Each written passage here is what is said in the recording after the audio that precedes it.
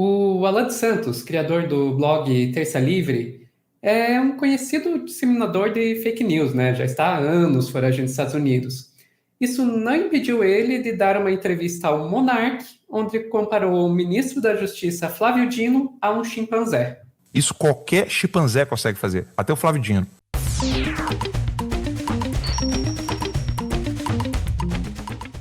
O Alan dos Santos, como eu falei ali na aberturinha, né, é um conhecido disseminador de fake news lá no blog Terça Livre, e ele foi condenado pelo ministro Alexandre de Moraes em 2021 à prisão. Mas está nos Estados Unidos, até agora não cumpriu a pena, né?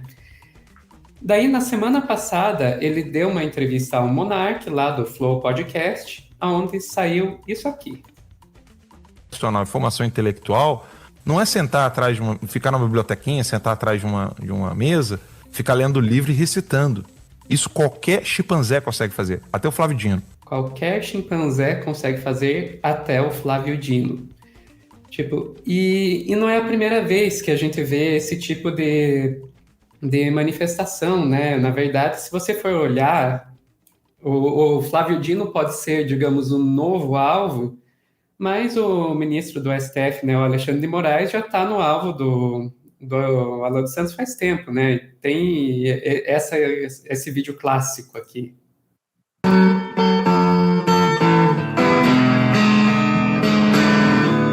O cabeça de piroca pensa que pode me calar. Não esperava que eu tenho amigos, estou livre agora.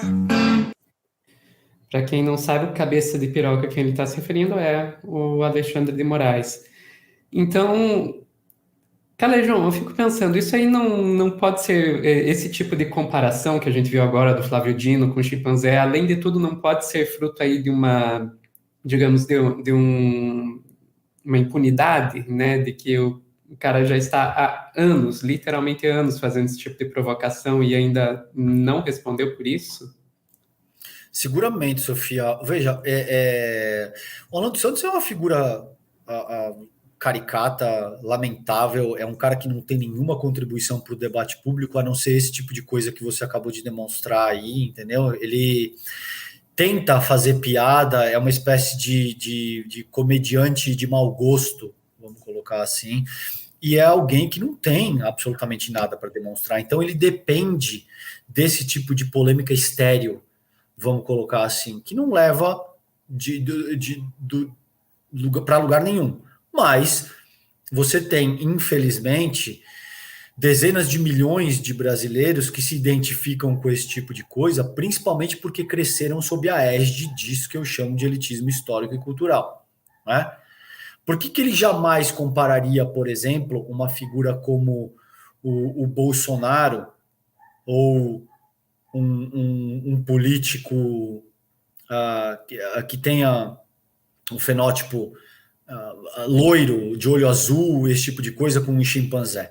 Porque ele sabe que a aderência que isso apresenta não se aplica nesses casos. Ele sabe muito bem que quando ele utiliza esse tipo de analogia, ele está tentando atacar a figura de alguém que já se demonstrou absurdamente capaz em termos intelectuais, que é o Flávio Dino, porque, francamente, Alan, você pode criticar qualquer coisa no Dino.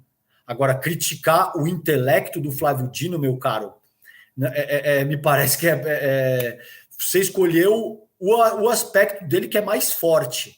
É muito difícil. É como criticar a intelectualidade do Silvio Almeida, que com frequência as pessoas tentam fazer. O Silvio Almeida falou, mas meu cara, teve um outro parlamentar aí que tentou. Gustavo Gayer, a gente chegou a trazer aqui no Meteoro.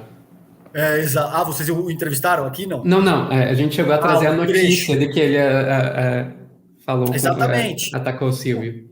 Exatamente. Por que figuras como essas, eu não ia nem dizer o nome, mas então já está posto, por que o Gayer e figuras como esse Alan utilizam analogias dessa ordem com o chimpanzé, dizendo que africanos têm um QI inferior a tanto e por isso a democracia não vigoraria no continente, Entende que o que eu bati até agora aqui nessa nossa conversa, Sofia, é que todo substrato que anima a direita passa pela falsa noção, pela noção falaciosa de que existem seres humanos que são superiores por natureza e outros que são inferiores por natureza.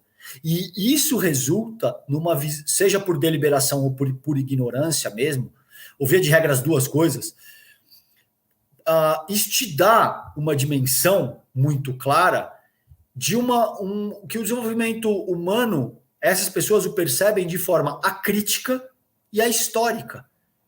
Eles simplesmente acreditam que as sociedades e os sujeitos se constituem de uma forma inevitável e da maneira como a história tem que ser, porque isso estaria aí inscrito nos nossos genes, nas estrelas, na divindade. Eles têm uma explicação teleológica da vida e esse tipo de coisa.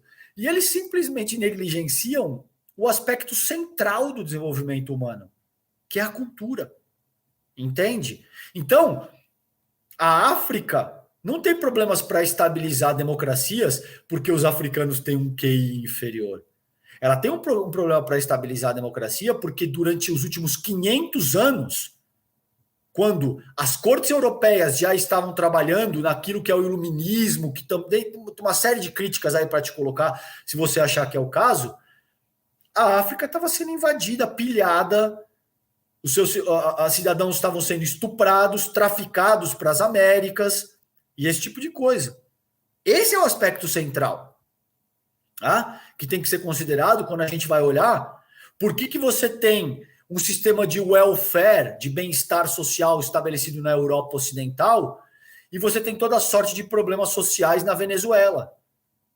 É óbvio que essa questão é complexa, é óbvio que existem idiosincrásias de todas as ordens que se aplicam e que remetem à forma como uma determinada sociedade se organiza, mas o cerne da análise, a meu ver, não é o QI daquela população. Falar em QI no começo do século XXI já é um absurdo, porque reduzir a inteligência a um parâmetro que pode ser medido com base numa escala já é um uso absolutamente equivocado. Nesse trabalho no Esfarrapados, eu cito, pesquisem, eu não vou ter tempo para os efeitos da conversa que eu tenho com Sofia aqui, mas pesquisem o trabalho de um senhor que chama Stephen Jay Gould, que chama A Falsa Medida do Homem. A Falsa Medida do Homem, tá? Então tem toda uma produção acadêmica, Sofia, que já endereça esses pontos. Tem um outro livro que também chama Não nos Nossos Genes. Eu não sei se essa é a tradução literal, porque eu pesquisei isso em inglês. Chama Not in Our Genes. Não nos Nossos Genes. E é do Stephen Rose, esse livro. Te dá conta exatamente disso, de como, sobretudo ao longo do século XX, houve uma insistência muito forte no racismo científico, e isso reverbera até hoje nesse tipo de fala.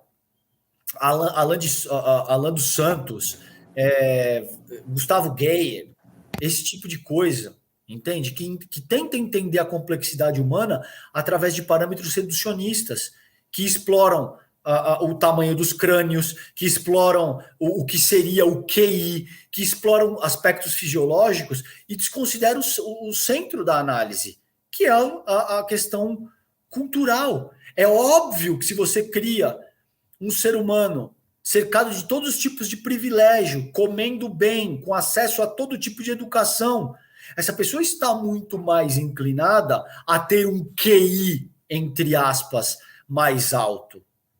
E depois que isso se consolida, essas pessoas lançam um olhar biologista para essa questão, como dizendo, aí, tá vendo? Eu não te disse que essas pessoas são superiores por natureza? Sim, mas enquanto essa pessoa estava comendo pera com leite tipo A de meia em cima do carpete, a outra pessoa estava tendo que vender bala no farol descalço, sujeito a todo tipo de doença, sem ter acesso ao saneamento básico, se vendo confrontado com todo tipo de violência. Vocês acham que isso tem alguma coisa a ver com essa questão ou não? Ou te parece que não, nada disso importa? É óbvio que o branco é superior nessa medida. Ora, francamente, aí surge esse tipo de coisa, de fala racista, de comparação com um chimpanzé, que africanos têm um QI inferior, que, sabe, esse tipo de impropério que é muito doloroso, mas que conforma toda a ideologia extremista da ultradireita. Isso não é de agora. Isso, há séculos que essas pessoas que se organizam com base nesse tipo de falácia estão inclinadas à direita no espectro político ideológico e mais, são radicais de extrema direita, né, Sofia?